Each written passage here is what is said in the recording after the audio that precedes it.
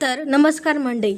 आपली आवडती मालिका म्हणजे बाई तुझा आशीर्वाद ही मालिका आता वेगळ्याच वळणावर येऊन पोचलेली. कारण या मालिकेत आपण रोज ट्विस्ट पाहतो आणि रोज काही ना काही ना घडतंच आणि रोज सुले आता तोंडावर पडायला लागलेली. कारण अवनी तिला बरोबर आहे तिथे उत्तर देते आणि आता सुले आता तोंडावर पडते आणि आता सुले त्याचा तर शाप खोटा ठरलेला आहे. त्यामुळे आता ती खूपशी संतापलेली आणि आता तिला अवनीला काही करून तिच्या घरी पाठवायचं असतं आणि तिचा शाप या घरासाठी तिला खरा ठरवायचा असतो. पण मात्र तसं काही या मालिकेत आता काही होणारच नाही आहे. कारण आता डांगटांच्या परिवाराला बाईचा आशीर्वाद हा लाभलेला आहे आणि हा बाईचा आशीर्वाद कायमच असा कसा टिकून राहील यासाठी आता राजा हा पुरेपूर प्रयत्न करते. पण मात्र अवनीला तर तिथे काही राहायचं नसतं आणि आता अवनी तर हॉस्टेल पाहायला गेलेली असते. पण आता आपल्याला या भागात असं पाहायला मिळणार आहे की आता अण्णाला तर पोलीस जेलमध्ये घेऊन जातात. आता ते का घेऊन जातात हे सुद्धा आपल्याला कळणार आहे या भागात. पण अवनी आता अण्णांना कसं काय जेलबाहेर सोडून म्हणजे जेलमधनं कसं सोडून आणते आणि नक्की अवनीला नक्की कोण मदत करते आणि नक्कीच अण्णा आता जेलमधनं सुटून बाहेर येतील का हे आता आपल्याला या भागात पाहायचं आहे. त्यामुळे आता अवनी नक्की काय करते हे पाहायला हा व्हिडिओ शेवटपर्यंत पहा. तर मग आता अवनीने ठरवलेलं असतं की मला देव यायला अभिषेक करायचा म्हणून आणि राजाने जसाप्रमाणे तिला अभिषेक शिकवलेला असतो त्याप्रमाणे आता ती अभिषेक घालायला सुरुवात करते. आणि आता मग राजांना त्या गार्डनमध्ये शेजारच्या गार्डनमध्ये मुलं खेळताना दिसतात. आता मग तो तिथे जातो आणि मग त्या मुलांना त्याच्याकडे म्हणजे अवनीकडे घेऊन येतो. मग अवनी त्या मुलांचा अभिषेक घालते म्हणजेच अर्थातच ती त्या मुलांना खायला प्यायला घालते आणि त्यांचे लाड करत असते. आता हा अभिषेक तिला राजाने शिकवलेला असतो की असं केल्यामुळे म्हणजे मुलं ही देवाघरचे फुलं असतात. त्यामुळे जर आपण मुलांना खुश केलं तर आपल्या मनातली इच्छा पूर्ण होऊ शकते. आणि अवनीची तर इच्छा असते की तिला लवकरात लवकर हॉस्टेल मिळावं म्हणून आणि या सगळ्या बंधनातून ती मुक्त व्हावी. आता तिने यासाठी तर अभिषेक केलेलाच असतो. त्यामुळे आता मुलांना ती खायला देते. पण आता राजाला असं वाटतं की आता म्हणजे राजाला ती एक वेगळीच गोष्ट द्यायला निघते. ती बोलते की मी अंगठी विकायला चालले म्हणून. पण आता राजाला असं वेगळंच वाटतं. राजाला असं वाटतं आता ही ज्वेलर्सच्या दुकानात चालली आहे त्यामुळे आता मला अवनी मॅडम नक्कीच काही ना काहीतरी घेऊन येणार. आणि आता अवनी तिथे आलेली असते. अवनी त्याला बोलते म्हणजे ज्वेलर्सच्या दुकानातून ती रिटर्न येते. तर हा इकडे बोलत असतो की देवई तू एवढ्या लवकर चमत्कार केला का ह्या माझा विचार करतात ते. आणि त्याला आनंद होतो की आता अवनी त्याचा विचार करते त्याच्यासाठी काहीतरी करते. आता मग अवनी येते अंगठी घेऊन आणि मग असं त्याच्या हात हातात घेते आणि बोलते की आता आपण नवरा बायको आहे. तू माझ्यासाठी मंगळसूत्र केलं तर मग मी तुझ्यासाठी अंगठी करूच शकते असं आता ती तिथे बोललेली आणि ती तिथेही येत असते. आणि मग आता इकडे घरी काय प्रकार झालेला असतो की आता अण्णाने ह्याला ढकललेलं असतं आणि ह्याला तिथली तुळस लागते आणि तुळशीमुळे आता दत्ता काकाचं डोकं फुटतं. त्यामुळे आता सुरुवात दत्ता काका खूपच रागात असतात, खूप चिडलेले असतात. मनामध्ये ते औषध पाणी करण्यासाठी येते. पण आता तिला सुरुवात बोलते की असली नाटकं करू नको म्हणून तुला तर त्याचाच पुडका वगैरे असं असतं असं ती तिला बोलत असते. मग बोलते अगं आता परिस्थिती काय आणि तू काय बोलते काय आम्हाला कसं लागलं असं ते बोलते. मग सुरुवात झालेला सगळा प्रकार तिला सांगते आणि बोलते की तू काही लावू नको औषध पाणी आता बघ आम्ही काय करतो म्हणून. आणि मग आता दत्त काका बोलतो की लावू दे की औषध मग मला बरं कसं काय वाटणार. तर मग आता सुरुवात बोलते की दत्त्या जर धोंड्याला म्हणजे धोंड्याचं जर दुःख झालं तर आपल्याला आनंद होतो. त्यामुळे आता धोंड्याला नक्की काय करायचं आहे हे आता आपण करूच आणि याला चांगलाच धडा शिकवू असं त्यात ती बोललेली असते.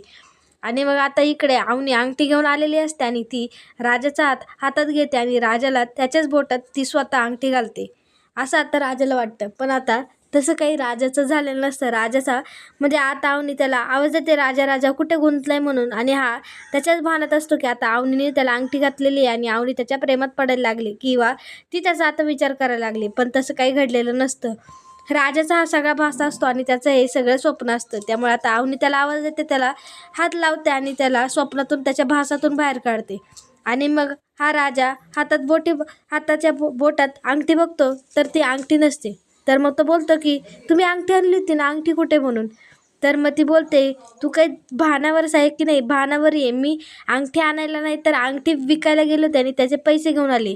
तू काय माझा नवरा आहे का आपण काय खरं नवरे बायको आहे का तेव्हा मी तुझ्यासाठी अंगठी करेल असं तुला वाटलं असं तसं ती बोलायला लागली.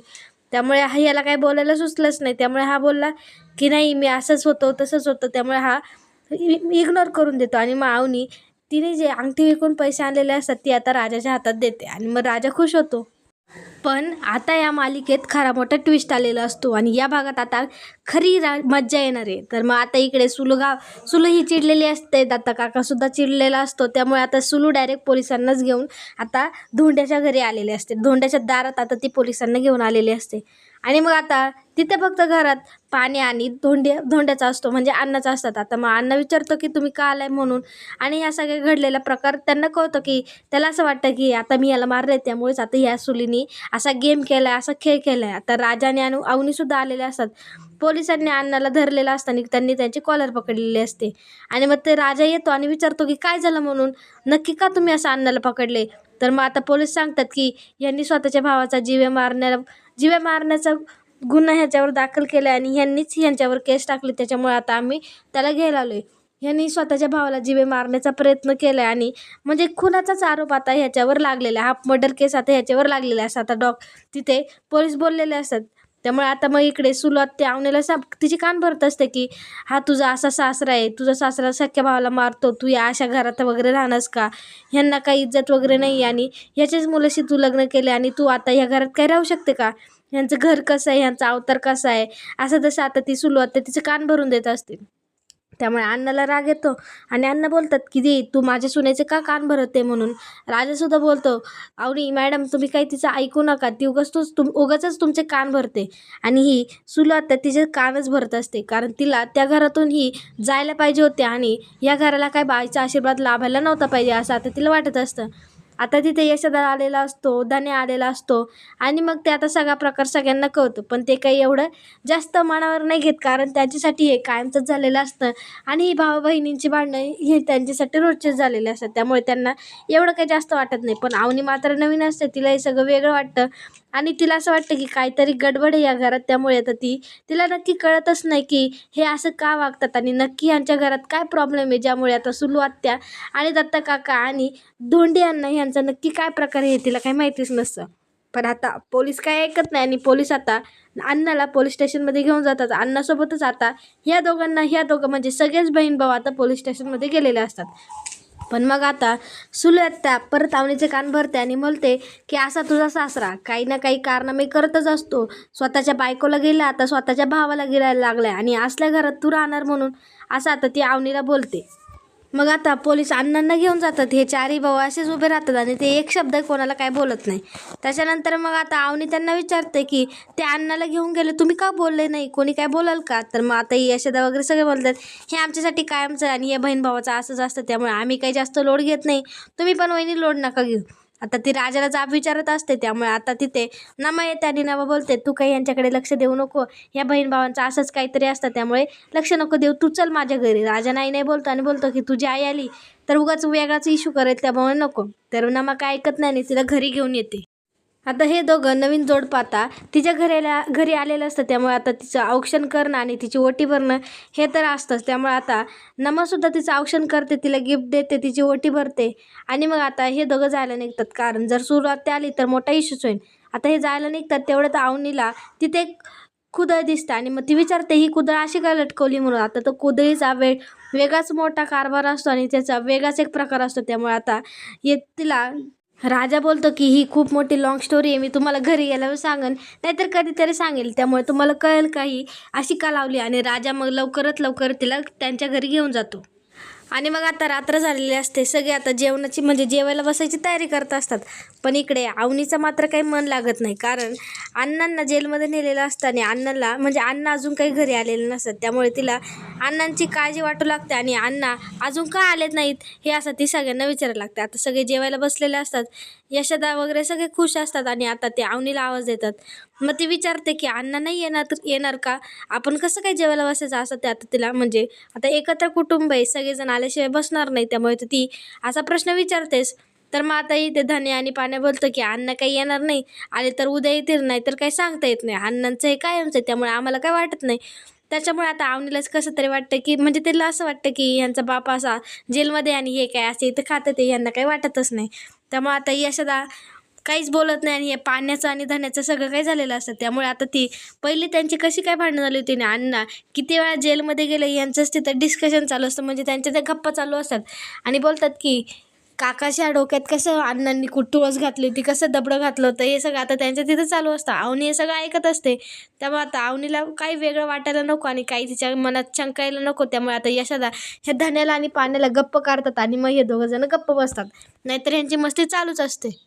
त्यामुळे मग यशोदा तिला बोलतो की ह्यांच्याकडे लक्ष देऊ नको, हे काय तुझी मजाच करतात, हे काय असंच बोलतात ते. त्यामुळे आता मग यशोदा बोलतो की राजा वाढ म्हणून आता जेवायला सुरुवात करतो. आणि मग आता यशोदाला काय वाटतं काय माहिती, तो तिला बोलतो की मला जरा माफ करा, तुमच्या आवडीचं काय म्हणजे तुला जे काय आवडतं ते काय मी विचारलंच नाही, नाहीतर ते आज मी त्याचा स्वयंपाक केला असेल असं तो बोलतो. मावणी त्याला बोलते नाही अहो, आमच्या घरात सुद्धा असं साधंसुधंच असतं, जे काही कराल ते मी खायला असं ती बोलत असते. आता मग धन्याला त्याची जीभ वळवळ करते. तो लगेच सांगतो वहिनी तुला जे काही आवडत असेल ते सांग म्हणून. आणि तो खूप असे वेगवेगळ्या पदार्थांची नावं वगैरे घेतो आणि यशोदाला बोलतो यशोदा तुला हेच करावं लागेल, वहिनीला हेच आवडत असेल असं तसं तो बोलतो. तर मग आता अवनी बोलते की नाही नाही मला तसं काही आवडत नाही, आमच्या घरीसुद्धा साधंच असतं, त्यामुळे तुम्ही जे कराल ते आम्ही खाऊ. पण इथं धनी आणि पाण्या तिथं वेगळाच जोक मारतात. त्यामुळे आता सगळे हसून खेळून असतात आणि अवनीला सुद्धा त्यांच्या घरातलं वातावरण हे तिच्या चेहऱ्यावर न वाटतं की तिला हे सुद्धा वातावरण आवडलेलं असतं. पण तिचं मात्र लक्ष हे अन्न कधी येतं ते ह्यावरच असतं, कारण तिला अण्णांचा स्वभाव एकदम पटलेला असतो. कारण तिच्या वडिलांसोबत अण्णाने भांडण केलं म्हणजे तिची बाजू पूर्णपणे मांडलेली असते. त्यामुळे तिला अण्णांची म्हणजे अण्णांबद्दल असं खूप अशी काळजी वाटते, त्यांच्याबद्दल असं तिला खूप प्रेम वाटतं. पण आपल्याला आता पुढील भागात असं पाहायला मिळणार की आता त्यांचं सगळ्यांचं जेवण झालेलं आहे, सगळे हसून खेळून वगैरे असतात. पण मात्र इकडे अवनीच्या डोक्यात मात्र एकच असतं की मला हॉस्टेल शोधायचे आणि मला हॉस्टेल शोधायला जायचे म्हणून. आता मग तिला तर हॉस्टेल मिळणार नसतं, त्यामुळे ती यशोदाकडे येते आणि यशोदाला बोलते की यशोदा तुझ्या ओळखीचं जर एखादी रूम वगैरे असले भाड्याने तर मला सांगशील, मला तिथे जॉईन व्हायचे म्हणून. आता यशोदाला सगळा प्रकार माहिती असतो आणि तो राजासारखा काही नसतो, त्यामुळे आता तो तिला बोलतो की हो मी बघेल म्हणून.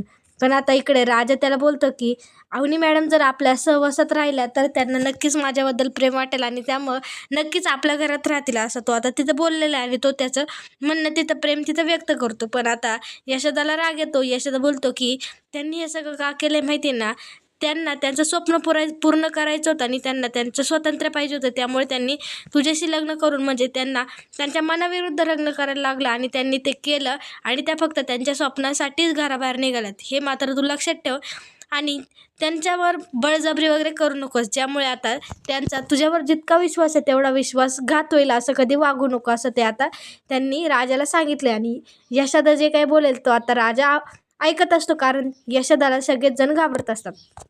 आता मात्र इकडं अवनीच्या डोक्यात एकच विचार चालू असतो, म्हणजे तिने हॉस्टेलचं वगैरे रूमचं वगैरे सोडलेलं असतं, पण तिच्या डोक्यात आता एकच विचार चालू असतो, तो म्हणजे अण्णा कधी घरी येतात आणि अण्णाला तिला काही करून जेलमधनं सोडवायचं असतं. आणि मग आता ती त्याच्या तयारीला लागते आणि अण्णांना हे जेलमधलं सोडवण्यासाठी आता ती स्टेशनमध्ये गेलेली आणि आता सगळे प्रोसेस करून तिने आता अण्णांना जेलमध्ये सोडवलेलं आहे, कारण एवढा काही गुन्हा झालेला नसतो आणि फारसं फार डोक्याला लागलेलं असतं आणि त्या भावा बहिणींची भांडणं असतात. त्यामुळे आता अण्णांना ती कसं बसं सोडून पुरावा गोळा करून आता तिने अण्णांना जेलमधनं सोडून घरी आणलेलं आहे. आता अण्णांना ती घरी आणते हे आता सुलू बघते, कारण आता ही नवीनच सून असते, हिला काही अवनीला काही माहिती नसतं.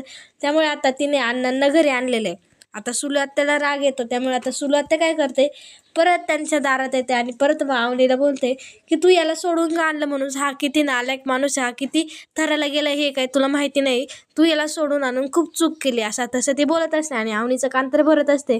पण अवनीला मात्र अण्णांबद्दल खूप असं प्रेम वाटत असतं आणि अण्णांवर तिचा खूपपणे ठामपणे विश्वास असतो की ह्यांनी काय वाईट केलेलं नसेल आणि हे काय वाईट करणार नाही, कारण अण्णांनी तिच्यासाठी खूप काही केलेलं आहे असं तिला आता वाटत असतं.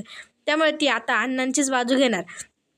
त्यामुळे आता सुनू आत्या तर तिला खूप असं बोलत वगैरे असते, खूप तिला फुगून वगैरे देते, पण ही काही तिच्या बोलण्यावर एवढा काही विचार नाही करत. आणि मग आता सुलू आत्याला ती म्हणजे उलटं बोलते आणि बोलते की तुम्हाला आमच्या घराचं करायचं आहे काय, आमचे अन्न कसे हे आम्हाला माहिती आहे आणि त्यासाठीच मी आता अण्णांना सोडून आणले आणि पुन्हा काही प्रयत्न करू नका की तुमच्या बोलण्याने आमच्या घरात भांडणं होतील आणि परत अण्णा काहीतरी करतील आणि परत आता तुम्हाला काहीतरी दुखणं होईल आणि परत मग अण्णा जेलमध्ये जातील, तर परत गेले तर मी ह्यांना सोडवून आणेल असं आता अवनी तिला बोललेली. आणि अवनीने आता ठामपणे तिला तिच्या प्रश्नाचं उत्तर दिलेलं आहे. त्यामुळे आता कोणता प्रश्न उपस्थितच राहत नाही आणि सुलू आत्याचं तिने तोंड गप्प केले आणि सुलू आत्या ह्यांच्या घरात यायला निघते. त्यामुळे आता अवनी तिला धक्के मारून त्यांच्या घरात पाठवते आणि बोलते की परत इकडे आलास आणि परत जर आमच्या घराकडे वाकड्या नजरेनं पाहिले तर तुम्ही आणि मी, असं आता अवनीने तिला ठामपणे सांगितलेलं आहे.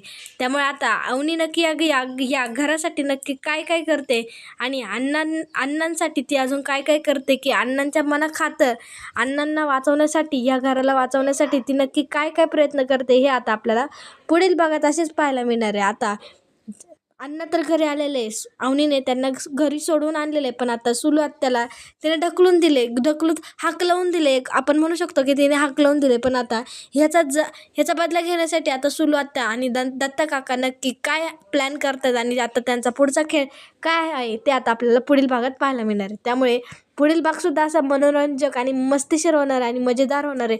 त्यामुळे पुढील भाग पाहायलासुद्धा विसरू नका आणि हा भाग जर आवडला असेल तर लाईक करा, कमेंट करा आणि आपल्या चॅनलला सबस्क्राईब करायला विसरू नका.